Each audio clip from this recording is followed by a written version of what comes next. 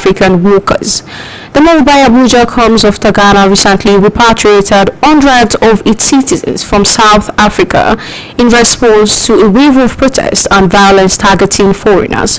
Foreign Ministry spokesman Kimebi Ebienfa told newsmen today that screening for Nigerians' voluntary repatriation scheme started yesterday, adding that the country is expecting over 1,000 persons.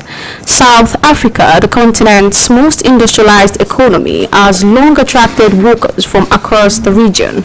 Meanwhile, saddled with an unemployment rate of over 30%, it has seen repeated spurts of xenophobic protests, including renewed violence into recent weeks. The Nigeria Center for Disease Control and Prevention (NCDC) has classified the risk of importation of the Bundibugyo strain of the Ebola virus disease (EVD) into Nigeria as high, citing ongoing transmission in parts of East Africa, increased international travel, population movement, and porous borders. The assessment was disclosed by the NCDC's Director General, Dr. Jide Idris, during a media briefing in Lagos on the country's level of preparedness following reported Ebola outbreaks in the Democratic Republic of the Congo and Uganda. Dr. Idris said the agency's position is based on a dynamic risk assessment conducted in response to the evolving regional public health situation. According to him, the possibility of delayed detection remains a concern because the symptoms of Ebola often resemble those of other endemic diseases such as malaria and Lassa fever. He noted that while Nigeria has not recorded any confirmed case of the disease, the NCDC is intensifying surveillance and preparedness measures to prevent the importation and spread of the virus. Minister of Defense, retired General Christopher Musa, has assured Nigerians that the country would overcome its security challenges. It urged citizens to unite with the armed forces and other security agencies in the collective effort to safeguard national peace, stability, and development. He spoke at a dinner organized by the Nigerian Navy at the Eco Hotels and Suites, Victoria Island, in commemoration of its 70th anniversary. Musa said security remains a shared responsibility and called for sustained cooperation among citizens, communities, and security institutions to defeat emerging threats confronting the nations. He commended the Nigerian Navy for its contribution to national security, noting that the service has gone beyond its traditional maritime responsibilities to play a significant role in supporting internal security operations across the country. Governor of Oluyole State, Engineer Seyi Makinde, has assured residents that the state's newly procured Diamond DA-42 surveillance aircraft will soon be deployed to enhance surveillance and strengthen security operations across the state.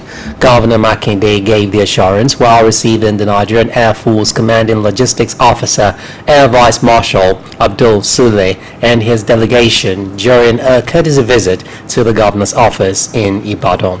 The report is presented by Governor's Office correspondent Oluyole Sulaiman.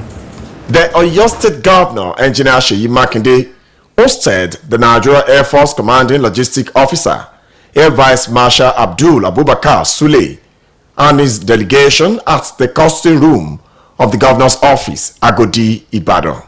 In his address, Governor Makinde appealed to residents to remain patient as the government intensifies efforts to secure the release of recently abducted victims in the state. He reiterated his administration's commitment to strengthening security, noting that the planned deployment of surveillance aircraft will enhance intelligence gathering, improve monitoring capability, and support ongoing efforts to protect lives and property across the Oyo State. The governor commended the Nigeria Air Force for its support since the abduction of pupils and teachers in Oluyole local government area, describing the intervention of the force as timely and encouraging, while also pledging further collaboration with the Nigeria Air Force on training and maintenance support. So my advice is, please be patient with us. We bought those aircraft without anyone's prompting. We went that route because we felt we require that to make Oyo State even safer, and these adjoining states as well, because like the AOC said, the Air Forces, they are stretched. Things are happening all over the country, and whatever we can do at the subnational level, to make their job a little easier, we're going to do it. Earlier in his remarks, the Air Officer Commanding Logistic Command, Air Vice Marshal Abdul Abubakar Sule, assured the Oyo State government of its full support in tackling the ongoing kidnapping incident in the state, describing the development as a national security concern that requires collective action, while confirming that the Diamond DA-42 aircraft procured by the Oyo State government are currently stationed at the Nigeria Air Force Base in Ikeja, awaiting assembly. Air Vice Marshal Abdul Abubakar assured the state government of the Air Force technical and operational support. He added that the experienced Air Force engineers and pilots will be available to provide necessary expertise whenever required. Oluyole Sulaiman, BCS News. Meanwhile, the Oyo State Governor, Engineer Seyi Makinde, has signed Executive Order 002, which restricts commercial motorcycle operators, popularly known as Okada, to operate only between 5:30 a.m. and 10:30 p.m. across the state. The executive order, titled The Registration and Enforcement of Vehicle Registration and Traffic Management in Oyo State, is aimed at strengthening the state's existing security architecture and improve enforcement measures on the roads. Details of the event held at the Governor's office are presented by the Governor's office correspondent, Oluyole Sulaiman.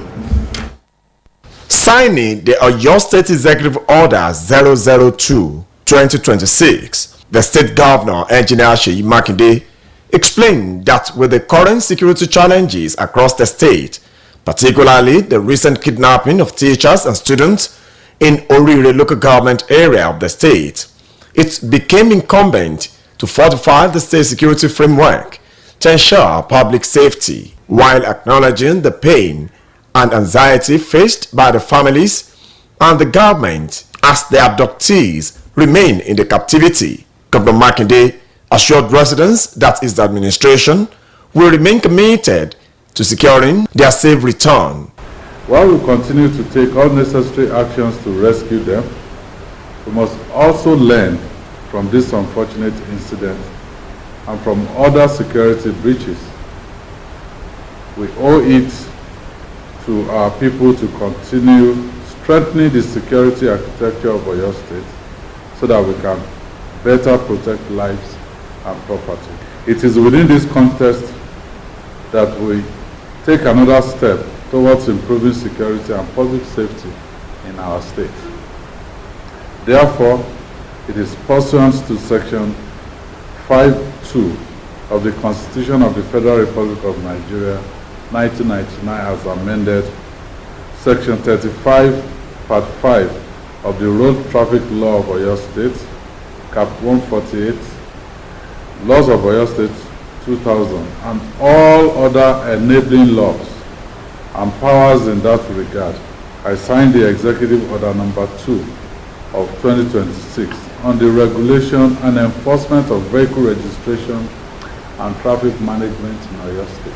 The governor urged citizens to stay vigilant, united and resilient, warning that fear could undermine collective confidence. Earlier, the Attorney General and Commissioner for Justice, Abiodun Aikomo, outlined the framework of the new order, which includes prohibition on unmarked vehicles, driving against traffic, and the regulation of vehicle registration, among other security measures. Oluyole Sulaiman, BCS News. In a related development, the Deputy Governor of Oyo State, Barrister Oluyole, said the state government has intensified efforts to secure the release of teachers and pupils abducted in Oluyole local government area 3 weeks ago. As part of the ongoing interventions, a special Jumu'ah prayer was held at the Government House Mosque, Agodi, Ibadan, seeking divine intervention for the safe return of the victims and lasting peace across the state. Staff reporter Adebayo Abdulrafi brings the details. It has been 3 weeks since the abduction of teachers and pupils in Oluyole local government area of Oyo State, an incident that has continued to generate concern among residents and government officials. In a demonstration of faith and solidarity with the victims and their families, the Oyo State government organized a special prayer session at the Government House Mosque, Agodi, Ibadan, during the Jumat service.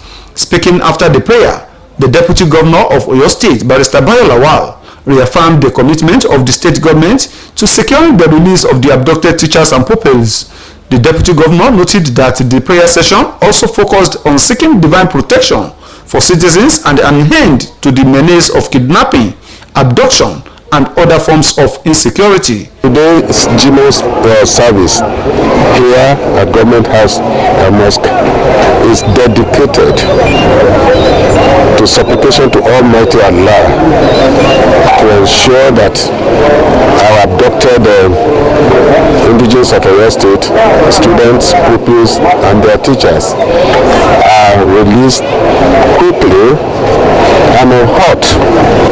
We also pray for peace and stability for the entire people of Oyo State and Nigerians, so that the incident of abduction, kidnapping, insecurity will be a thing of the past in Oyo State and in Nigeria in general. Delivering the sermon earlier, the chief imam of the Government House Mosque, Imam Isiaq Abdul Latif, urged worshippers to continue praying for the safe return of the victims while condemning criminal acts carried out in the name of religion. We appreciate the Oyo State government for the opportunity to give us to have a special prayer in our mosque today for our children that have been abducted in the Oluyole local government, the teachers and the children and the other people. We pray to the Almighty Allah to give them the freedom. The cleric further admonished Nigerians to discourage wrongdoing, support righteous causes, and seize every opportunity to do good for humanity. The solemn gathering concluded with fervent prayers for the safe release of the abducted teachers and pupils, peace in Oyo State, and lasting security across the country. The prayer session attracted top government officials and Islamic leaders, including the Director General of the Oyo State Project Performance Monitoring Agency and Giwa Adini of Oyo State, Engineer Muftau Opun Salau, the Commissioner for Works and Transport, Architect Abdulmajid Mugonjubola, and the Commissioner for Special Duties, Alhaja Fausat Jokesoni, among others. As security agencies continue efforts to rescue the victims, families, community leaders, and residents remain hopeful that the combined force of strategic operations and prayers will soon bring the abducted teachers and pupils back home safely. Adebayo Abdulrafi, BCOS News.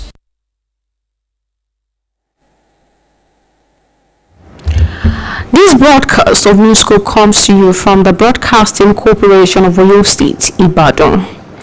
In the meantime, the Oyo State Police Command has dismissed as false and misleading a widely circulated publication containing purported operational details of the recent abduction in Auru Esile, Oluyole local government area. In a statement signed by the Police Public Relations Officer, DSP Ayolade Olayinka, the command described the publication as speculative and unofficial, stressing that the information did not emanate from the police or any security agency involved in the investigation. The command noted that the report contained alleged identities of suspects, communication interception details, and purported financial transactions linked to the ongoing investigation, all of which remain unverified. According to the statement, investigations into the abduction are still active, sensitive, and intelligence-driven.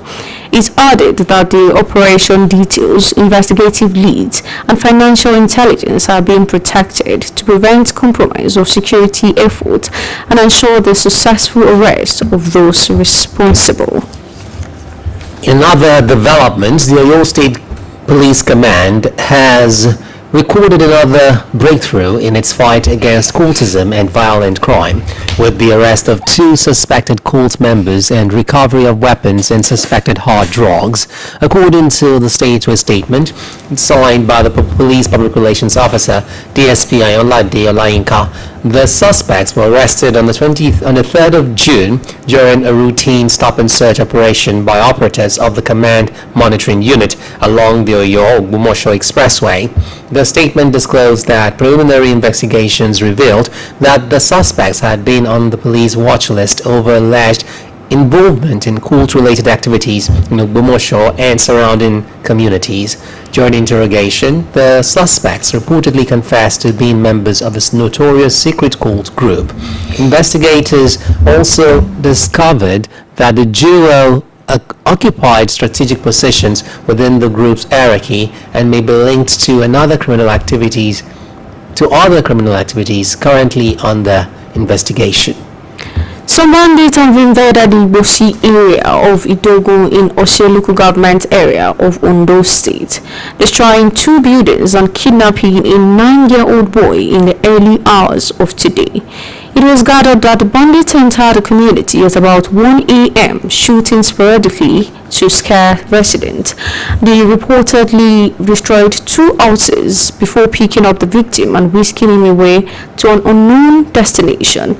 The boy, identified as Oluyole, is said to be the son of a pastor in the community, Isaac Olaushibikon. A source said that on hearing the sporadic gunshot, residents of the community fled their homes and ran to neighboring communities for safety. The state police public relations officer, DSP Abayomi, who confirmed the incident, said efforts were ongoing to rescue the victims and apprehend the perpetrators. No fewer than 7 persons have been killed following a violent clash between farmers and herders in Lanzai and Dosho communities of Darazo local government area of Bauchi State. According to the Bauchi Police Command, the crisis erupted after suspected herders allegedly attacked farmers working on their farmlands on the outskirts of Lanzai community. The command spokesperson, SP Nafiu Habib, disclosed this in a statement, noting that the attack sparked outrage among youths in the area who launched a reprisal on Dosho, a settlement predominantly occupied by Fulani herders.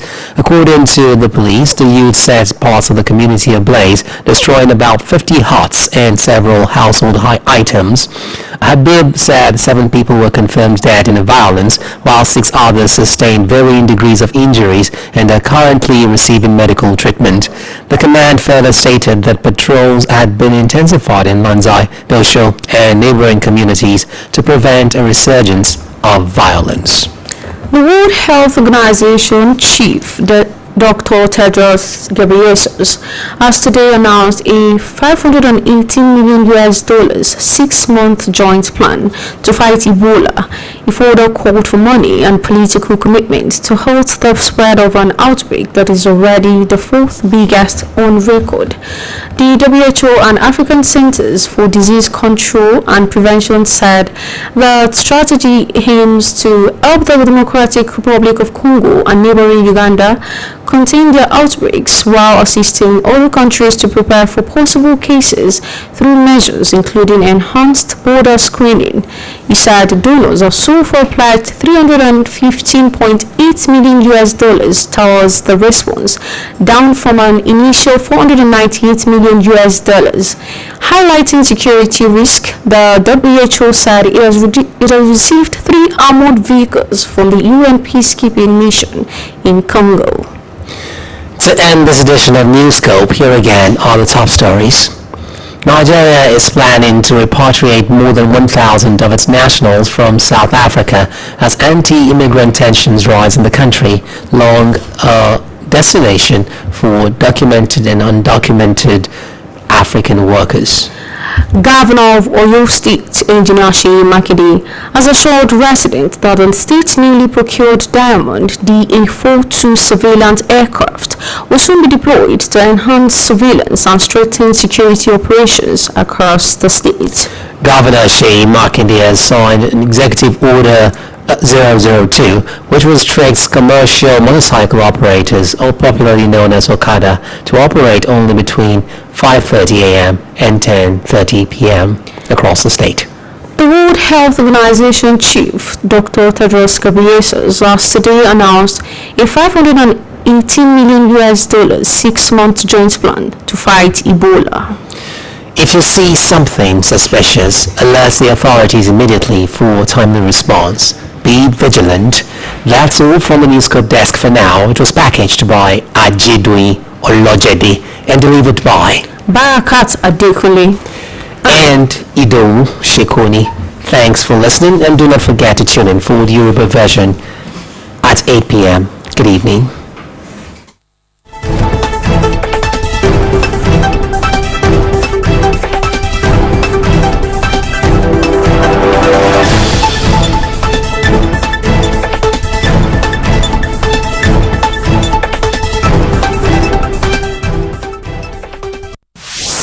àmì òjijì rédíò tí ó láfiwé Olúyọ̀lé FM àwa ni bàbá.